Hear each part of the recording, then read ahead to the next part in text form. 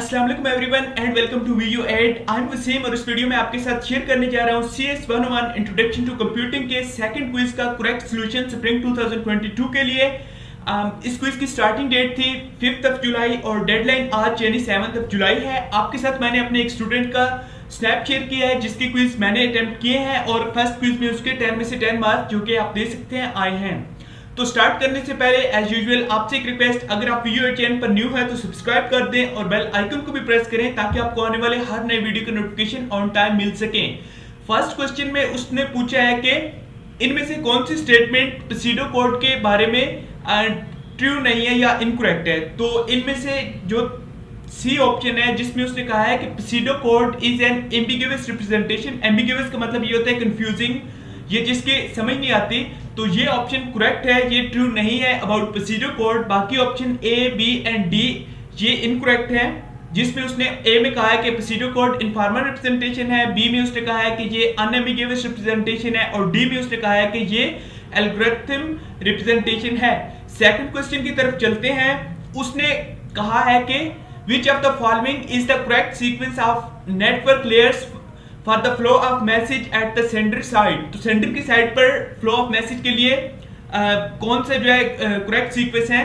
तो बेसिकली इसमें आपके पास नेटवर्क लेयर से link layer and transport layer से application layer. Option B is correct answer. A C and D incorrect है, option B is your correct answer. Third question में उसने पूछा है कि कंप्यूटर साइंस अप्रोच करती है किसी भी प्रॉब्लम को एस्टेब्लिश करते हुए a well defined set of building blocks from which algorithm representation can be constructed. तो इन बिल्डिंग ब्लॉक्स को क्या कहते हैं, ये आपके हैंडआउट्स में भी बताया गया आपको कि such building blocks are called primitives. Primitive option A. बाकी आपके पास ऑप्शन बी है जो कि है नॉन प्रिमिटिव, ऑप्शन सी आपके पास है स्केलर एंड ऑप्शन डी आपके पास है नॉन स्केलर, ये इनकरेक्ट है। क्वेश्चन नंबर 4 है जी, उसने पूछा है कि internet is a collection of networks constructed by. तो इंटरनेट जो है ये कंस्ट्रक्ट हुआ है आईएसपी या internet service provider, in short इसको आईएसपी बोलते हैं। नीचे वाले तीनों ऑप्शन बी सी डी जो कि है इंटरनेट सर्वर प्रोवाइडर, देन आपके पास है internet service producer and last में आपके पास इंटरनेट सर्विस प्रोड्यूसर, ये इनकरेक्ट हैं। क्वेश्चन नंबर 5 है जी, उसने पूछा है कि each router maintains a dash that contains the router's knowledge about the direction in which message should be send. तो हर राउटर के पास एक डैश या एक चीज होती है जिससे उसे पता चलता है कि मैसेज की डायरेक्शन कौन सी है या किस डायरेक्शन में मैसेज को सेंड करना है।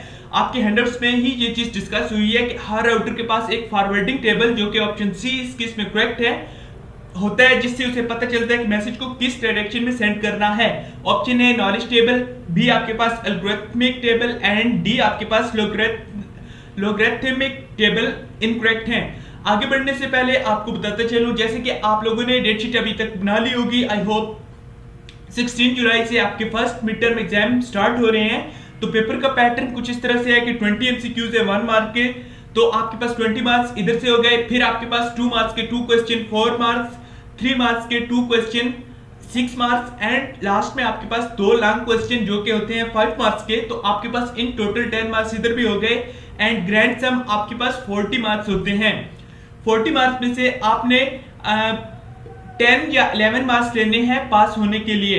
तो जो स्टूडेंट किसी भी subject MGT, MTH, English, MCM, EDU, computer science, math, programming के करेक्ट पास पेपर फाइल्स चाहते हैं जिसमें से आपका 80% एमसीक्यूज और 80% सब्जेक्टिव यानी long questions and short questions आते हैं और ये पास पेपर्स करेक्टली वेरीफाइड हैं और सोल्व्ड हैं, यानी कि आपको बुक खोल के बार बार एक क्वेश्चन को चेक करने की, उसका करेक्ट आंसर लगाने की जरूरत नहीं है। और ये पास पेपर फाइल्स अगर आप चाहते हैं लेना तो आप मुझे व्हाट्सएप कर सकते हैं +923440297855। किसी भी टाइम आप व्हाट्सएप करके अपने सब्जेक्ट बता सकते हैं कि इन सब्जेक्ट के आपको चाहिए और I will try my best to help you as soon as possible. हर सब्जेक्ट के पास पेपर्स आप ले सकते हैं और इन पास पेपर को अगर आप प्रिपेयर कर लें तो आपके 80% एमसीक्यूज और 80% सब्जेक्टिव विद गारंटी इधर से प्रिपेयर हो जाते हैं।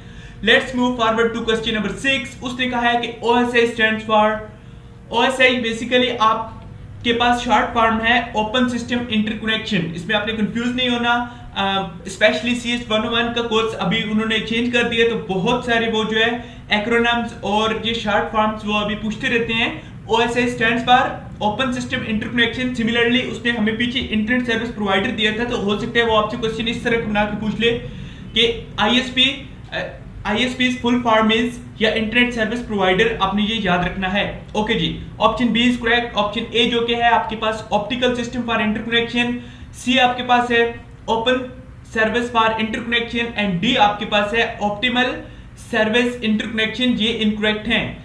7 क्वेश्चन की तरफ चलते हैं। उसने आपको एक दिया है स्टेटमेंट के what is a correct expression for finding factorial f is equal to 1 1 I is equal to 1 where I is less than equal to n, तो f equals f I star n is correct, option C। 8 number question है जी, which of the following is not true about XML extensible markup language। तो इसमें आपके पास it can be used to encode non-textual material as text file is incorrect, option A। 9th question है जी, उसने आपको एक statement बताई है और एक डैश उसने छोड़ी है। A company can develop dash for which it chooses to maintain ownership rights. तो basically a company can develop proprietary systems, ये आपके हैंडआउट्स में भी आपको चीज बताई गई है। Proprietary rights, option A. Option B आपके पास है ओपन सिस्टम, सी है network and D is personal area network. ये तीनों इनकरेक्ट हैं। प्रोप्राइटरी सिस्टम या option A is your correct answer. Question number है जी हमारे पास 10 लास्ट, उसने कहा है कि the efficiency of dash makes it the protocol of choice for DNS lookup and VoIP। तो UDP ये भी आपके हैंडआउट्स में चीज मेंशन हुई है। UDP की प्रोफिशिएंसी उसे जो है प्रोटोकॉल चॉइस बनाती है for DNS lookups and VoIP। तो आपके पास TCP फर्स्ट एंड देन आपके पास सेकंड वाला SMTP एंड थर्ड वाला HTTP, ये इनकरेक्ट है and UDP is your correct answer.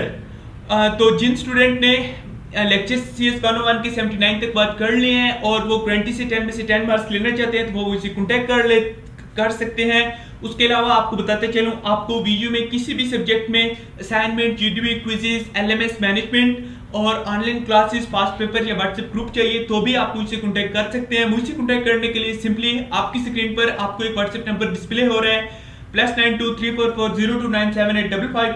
इसी व्हाट्सएप नंबर को आप इस वीडियो की डिस्क्रिप्शन और कमेंट सेक्शन से भी ले सकते हैं। किसी भी टाइम मैसेज करके आप हेल्प ले सकते हैं। वीडियो देखने का बहुत शुक्रिया। अगर आपको ये वीडियो हेल्पफुल लगे तो इसको लाइक लाजमी कर दें। कमेंट सेक्शन में आप अपनी ओपिनियन और फीडबैक दे सकते हैं। और उसके अलावा अगर आपने अभी तक वीडियो चैनल को सब्सक्राइब नहीं किया तो सब्सक्राइब कर दें और बेल आइकन को भी प्रेस करें। Till next time, take care, अल्लाह हाफिज।